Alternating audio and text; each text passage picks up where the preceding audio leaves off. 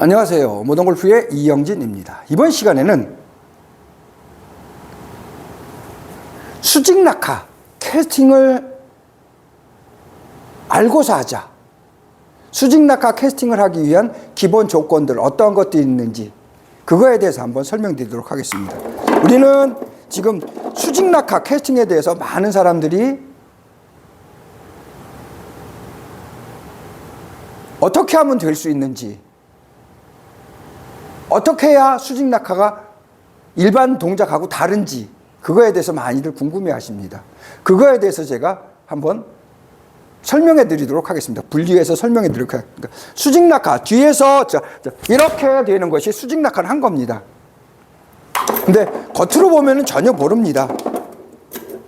겉으로 봐서는 전혀 수직 낙하를 했는지 아니면 돌려쳤는지 거의 구분이 안 됩니다. 거의 구분을 할 수가 없습니다. 일반 사람들은 구분을 못 합니다. 그러면 이거를 동작 속에서, 겉모습이 아닌 동작 속에서 무엇이 다른지 그거에 대해서 한번 설명드리려고 합니다. 자, 크게 세 가지가 다릅니다. 첫 번째는 수직 낙하 캐스팅을 하려면은 제가 지금 어떻게 하고 있죠? 등지고 있습니다. 그렇죠? 약간 등을 쥐고 있다라는 거죠. 수직 낙하 캐스팅 하려면 등을 쥐고 있다라는 거죠. 이 등 쥐고 있느냐, 가슴 앞을 보고 있느냐, 이 차이입니다. 등 쥐고 있느냐, 가슴 앞을 보고 있느냐. 자, 등을 진 상태로 동작을 하는 겁니다. 가장 큰 것이 등을 쥐고 있는 상태로 동작을 한다는 거죠. 스쿼트에서 동작하느냐, 리센터 했느냐, 이 차이라고 보셔도 됩니다. 스쿼트 했느냐, 리센터 했느냐, 이 차이라고 보셔도 됩니다. 등지고서 동작을 한다는 거죠. 두 번째는 지금 손의 모양이 이렇게 정면, 거기서 보시면은 이렇게 정면으로 되어 있느냐, 뒤로 되어 있느냐입니다. 팔 모양이 등지고 있는 거하고 또 그러니까 코어로 얘기하면 코어가 등지고 있는 거고, 팔과 클럽의 모양은 지금처럼 피니시 모양이 P6 모양이 7시라는 거죠. P6 모양이 3시, 5시냐, P6 모양이 7시냐라는 거죠. 팔 모양이 뒤로 위에 있다는 겁니다. 백스윙을 해서 리센터를 하고 이렇게 돼 있다라는 거죠. 피봇 샬로를 했다라는 뜻입니다. 그러니까 앞에 있는 사람은 3시, 5시 동작하는 사람들은 피봇 샬로가 없이 그냥 들어온 거죠. 이렇게 피봇 샬로가 없이 백스윙을 해서 그냥 동작한 거죠. 이 차이를 조금 있다가 마지막까지 들어보시면은 그렇게 될 수도 있구나라는 것을 이해하실 수 있을 겁니다. 끝까지 들어보시면. 손 모양이 그대로 올 것이냐, 피벗 샬로우 돼서 올 것이냐, 7시냐, 3시, 5시냐가 다르다라는 거죠. 내가 수직 낙하 캐스팅을 하고 싶으면은 샬로우라는 거를 동반해서 여기에서 샬로우 된 이 상태가 돼야 된다는 거죠. 여기서 샬로우 된 상태가 돼야 된다는 거죠. 손의 모양이 다르다는 겁니다. 샬로가 있느냐 없느냐, 손의 모양이 다르다는 겁니다. 마지막으로 세 번째, 이게 핵심입니다. 수직 낙하 캐스팅 샬로를 하고 싶으면 이 원리를 아셔야 됩니다. 샤프트가 앞으로 쉬느냐, 샤프트가 뒤로 쉬느냐입니다. 이렇게 쉬고, 자, 이렇게 뒤로 쉬죠, 뒤로. 우리는 이렇게 앞으로 쉬는 것만 생각했지 이렇게 뒤쪽으로 쉬는 거는 생각 안 했다는 거죠. 뒤로 쉽니다. 이게 뒤로 이렇게 뒤로 쉬는 것이 있다는 거죠. 그러면 이 두 개의 차이를 이해할 수 있어야 수직 낙하 캐스팅 샬로를 할 수 있는 겁니다. 지금 뒤로 쉬는 거죠. 뒤로. 앞으로 쉬는 것이 아니라 뒤로 쉬는 겁니다. 이 원리를 이해해야 수직 낙하, 캐스팅, 샬로우를 할 수 있습니다.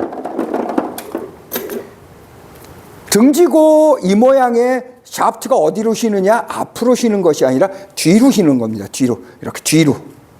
그러니까 이렇게 뒤로 휘어서 동작을 한다라는 거죠. 샤프트가 뒤로 휘는 겁니다. 뒤로. 이렇게 뒤로. 뒤쪽으로. 앞쪽으로 휘는 것이 아니라 뒤로 휘는 겁니다. 이렇게 얘기해 줄 수 있는 거는 모던골프밖에 없습니다. 왜? 몸을 스쿼트해서 앞으로 나오는 컨벤셔널에는 이게 있을 수가 없습니다. 뒤로 휘는 샤프트 탄력이 없습니다. 킥포인트가 없습니다. 모던골프에서만 가능한 겁니다. 샤프트가 뒤로 휘는 겁니다. 그러면 이제 여러분들 얘기하시겠죠. 앞으로 휘면은 그나마 휘어서 이렇게 가니까 공이 맞을 것 같은데 뒤로 휘면은 샤프트가 뒤로 휘면은 어떻게 공이 맞아지고 클럽 페이스가 닫아지느냐? 헤드 무게가 와서 이렇게 때려줍니다. 이게 바로 분리가 이루어지는 거고 서로 다른 공간이 만들어지는 원리입니다. 그래서 못하는 겁니다. 서로 다른 공간 분리가 되는 거죠. 여기에서 뒤로 가서 분리가 된다는 겁니다. 7차원을 저한테 배우시는 분들은 지금처럼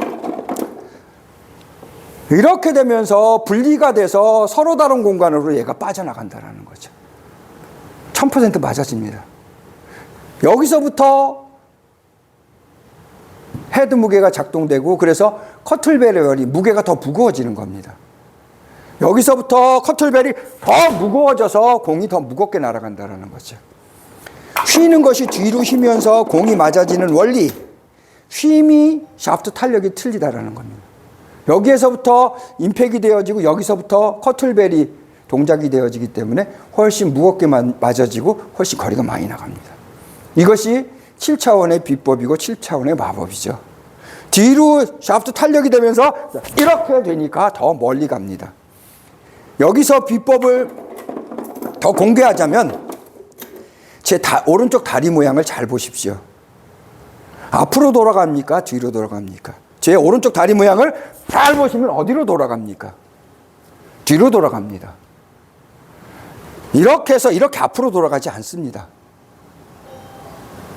7차원 이상을 하게 되면은 오른쪽 다리 모양이 뒤로 돌아갑니다. 왜? 샤프트가 뒤로 휘기 때문에. 샤프트가 앞쪽으로 이렇게 휘면 앞으로 돌아갑니다. 비슷해 보이지만은 오른쪽 다리 모양이 전혀 다를 겁니다. 이것이 7차원 이상 되는 분들의 비법이죠. 사타구니가 뒤틀리는 건 기본이고 다리가 뒤로 돌아가서 뒤로 돌아갑니다. 이렇게 오른 무릎이 왼 무릎 뒤로 들어갑니다. 오른 허벅지가 왼 허벅지 뒤로 들어갑니다.